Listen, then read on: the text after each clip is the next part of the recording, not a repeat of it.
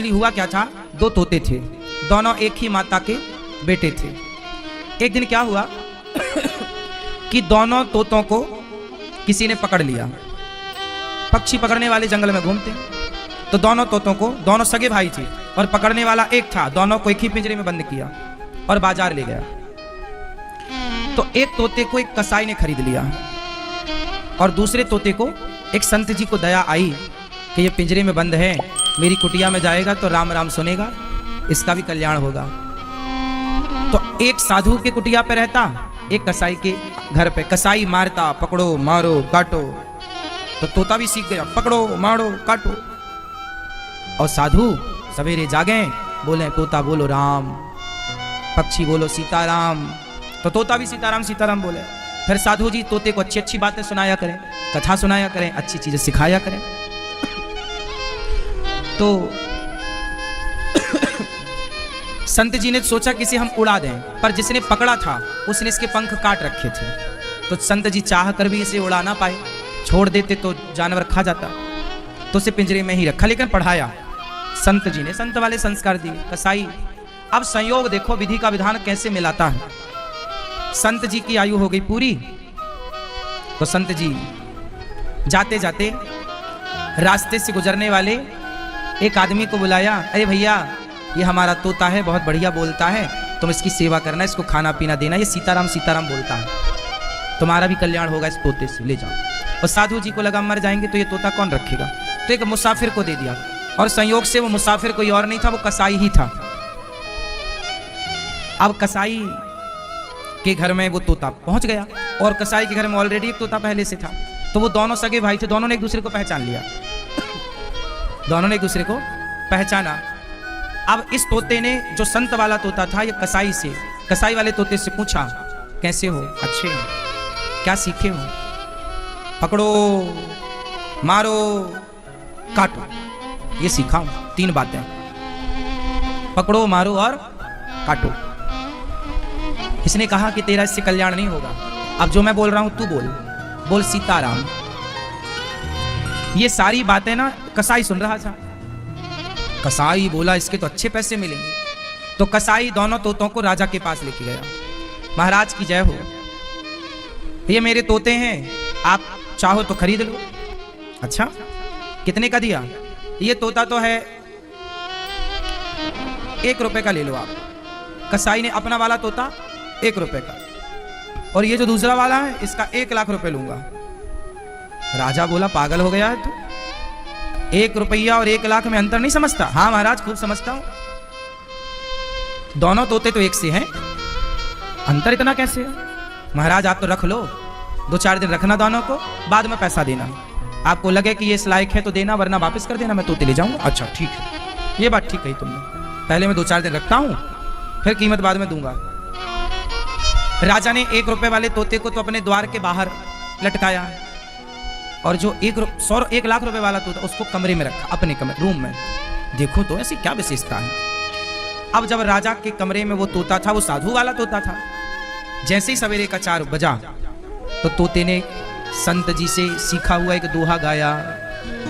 तोता एक दोहा गा रहा है, तोता बोला, तोते ने कहा राजा राजा सोकर क्या करे, उठ कर जपो मुरारी, एक दिन तो है सो बिना लंबे पैर पसार। तोते ने क्या बोला, तोते ने कहा राजा उठो, सुबह के 4 बज गए, राजा सोकर अब क्या सो रहा है, ये जागने, उठ और उठ कर जपो मुरारी, श्री कृष्ण गोविंद हरे मुरारी जपो जपो, एक दिन तो है सो बिना, एक दिन तो सो ही जाना है, ऐसे ही लंबे पांव पसार के। एक दिन तो हम सब ऐसी नींद में सोएंगे कि आग लगी रहेगी, हम जलते रहेंगे और फिर भी हमारी नींद नहीं खुलेगी।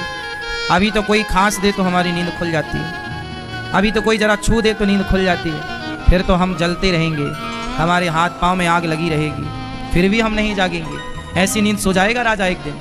जाग, क्यों सो रहा है, चल मेरे संग बोल, श्री कृष्ण गोविंद हरे मुरारी, हे नाथ नारायण वासुदेव। राजा उस तोते की बात से बड़ा प्रभावित हुआ ऐसी बात तो मुझे किसी आज तक साधु संत ने नहीं सुनाई। तोते के सामने हाथ जोड़ के बैठा राजा, और सुनाओ कुछ।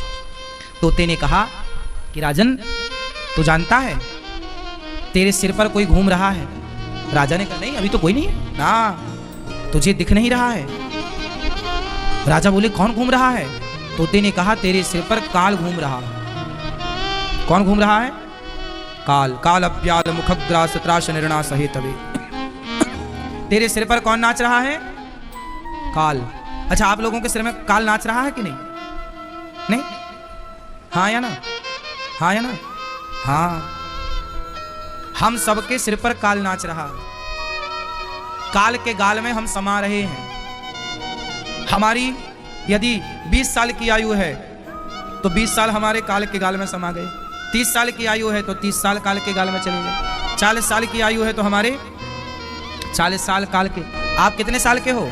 आप 59। इनके 59 साल कहाँ चले गए? काल के गाल में। कहाँ चले गए? काल के गाल में। अब बच्चे जो हैं, आपने सांप को मेंढक पकड़े और मेंढक खाते देखा है कभी? सांप बरसात में सांप मेंढक को पकड़ता है, देखा होगा आप लोगों ने? नहीं, पकड़ता है। आधा सांप के अंदर हो जाता है वो मेंढक, और आधा वो मेंढक जो है ना, बाहर कीट पतंगे घूमते हैं तो मेंढक भी उसे खाता। मतलब मेंढक दवा किसके मुंह में है? काल के, सांप के मुंह में। लेकिन फिर भी वो अपनी जीभ लपलपाता है कि उससे कोई मिल जाता है वो तुरंत खा लेता है। सोचिए, खुद खब रहा है सांप से, लेकिन उतनी देर में भी वो कुछ पाना चाहता है। कौन समझाए कि अब तो दवाई है? ऐसे हम लोग, ये सांप कौन है? काल। काल अव्याल मुखग्रास। हम काल के मुख में दबे हुए हैं। निगल रहा है काल रूपी सांप। आधा तो निगल भी चुका। जब आप छोटे थे तो आपके गाल फूले फूले थे, अब ऐसे हो रहे हैं, तो निगल ही तो रहा है। बोलो हाँ, तो निगल रहा है काल। आधा निगल चुका है, या 25% निगल चुका है, या 50 या 75, जो बचा है अब वो भी निगल रहा। लेकिन आप भी अभी अपनी जीभ लपलपा रहे हो यहाँ वहाँ, कि अभी भी आप यहाँ वहाँ ताक झांक कर रहे हो। अभी भी आपका मन भोगों में, संसार के सुख में लगा हुआ है। जबकि आपको चाहिए क्या कि काल के मुख में दबे हैं, तो अब सबसे मन हटा के उस परमात्मा को याद करने जाते जाते। तो वो तोता ने जब ये बात समझाई कि तेरे सिर पर काल मंडरा रहा है राजन, तो भगवान की शरण में क्यों नहीं जाता? उस तोते ने आंख खोल दी। राजा को लगा ये तोता तो 1 लाख में भी सस्ता है, ये तो करोड़ों का है, बातें अच्छी करता है, अच्छा काम कर रहा है। अब राजा सोचा चलो उससे मिलूं जो 1 रुपया का है। जैसे ही दरवाजा खोला और उसने देखा कोई आ रहा है, जोर से आवाज, अरे पकड़ो, मारो, काटो। राजा को देखते अब राजा भागा, वो पकड़ लेगा, कहीं पकड़ ना ले। अब समझ गए राजा के 1 रुपया के लायक भी नहीं है, ये तो फ्री में महंगा है। अब आप बताओ कि आपकी कीमत कहां से तय होती है? तोता दोनों एक ही माँ के थे, दोनों का रूप रंग एक सा था, लेकिन दोनों की कीमत इतनी अंतर में है ना, 1 रुपए। और क्यों? कीमत कहां से घटती है और कहां से बढ़ती है? बताओ, बोलो। उस तोते को संत की संगति मिल गई तो उसकी कीमत बढ़ गई, और इसे कसाई का कुसंग मिला तो कीमत खत्म हो गई। आपके जीवन में जितना बढ़िया संग मिलेगा आपकी कीमत उतनी अधिक होगी, और जितना घटिया संग मिलेगा, कुसंग में यदि पड़े तो आप 2 कौड़ी के हैं, और सत्संग से जुड़े तो आपकी करोड़ों की कीमत है। इसलिए अपने बच्चों को कुसंग से बचाओ और सत्संग में लगाओ। कीमत बढ़ाना है तो, क्योंकि कीमत आपकी संगति तय करेगी। आपका बैठना उठना किनके साथ है ना? संगति। संगत से गुण आते हैं, संगत से गुण जाए हैं। लोहा जड़ा जहाज में, पानी में उतरा। ठीक है मैया, खुश भोजन प्रसादी करके जाना, प्रसादी पा लेना। संगति अच्छी चाहिए। क्या अच्छी चाहिए मेरी माँ? संगति। तो परीक्षित जी कह रहे हैं कि कल्याण कैसे हो? कल्याण करने के लिए संतों की संगति चाहिए। राजा परीक्षित सुखदेव भगवान की शरण में आए तो सुखदेव भगवान ने कहा, तस्मात् भारत सर्वात्मा भगवान ईश्वरो हरि श्रोतव्यः कीर्तितव्यश्च स्मर्तव्यश्चेच्चिता भयम्।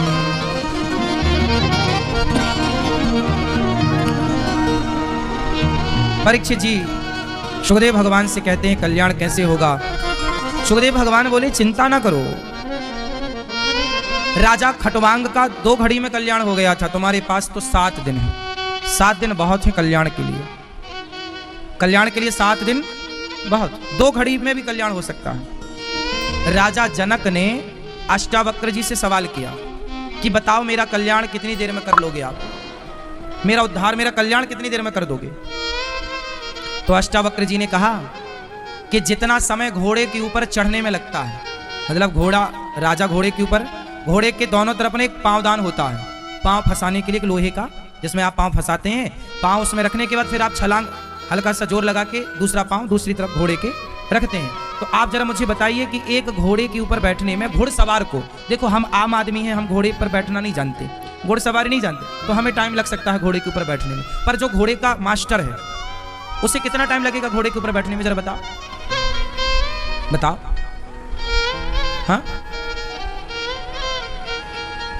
घोड़े के उस पांवदान में पांव रख करके उस तरफ जाने में ज्यादा से ज्यादा 2 से 3 सेकंड लगेगा, और लो तो 5 सेकंड, क्यों जी और ज्यादा लगेगा, इतने में चढ़ 5 सेकंड मानो आप।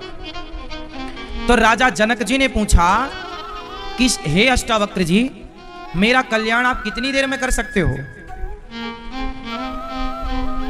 अष्टावक्र जी ने कहा राजन, जितना समय एक घुड़सवार को घोड़े के ऊपर चढ़ने में लगता है, इतने समय में आपका कल्याण कर सकता हूं। राजा बोले आप इतनी देर, इतनी कम समय, 5 सेकंड। हाँ, लेकिन एक शर्त है कि मेरे पास आप 5 सेकंड के लिए आ जाना, मैं आपका कल्याण कर दूंगा। लेकिन शर्त है कि आप अपने मन को साध करके आना। क्या करके आना? मन को जीत करके आना, कंट्रोल करके आना। यदि आपका मन यहां वहां भाग रहा है तो उसे आप कंट्रोल कर लो, महीने भर में, 2 महीने में, साल में, 2 साल में, 10 साल में। और जब कंट्रोल हो जाए तो मेरे पास आ जाना। जिसका मन कंट्रोल हो गया, जिसका मन सध गया, उसका तो 5 सेकंड में भी कल्याण हो जाएगा।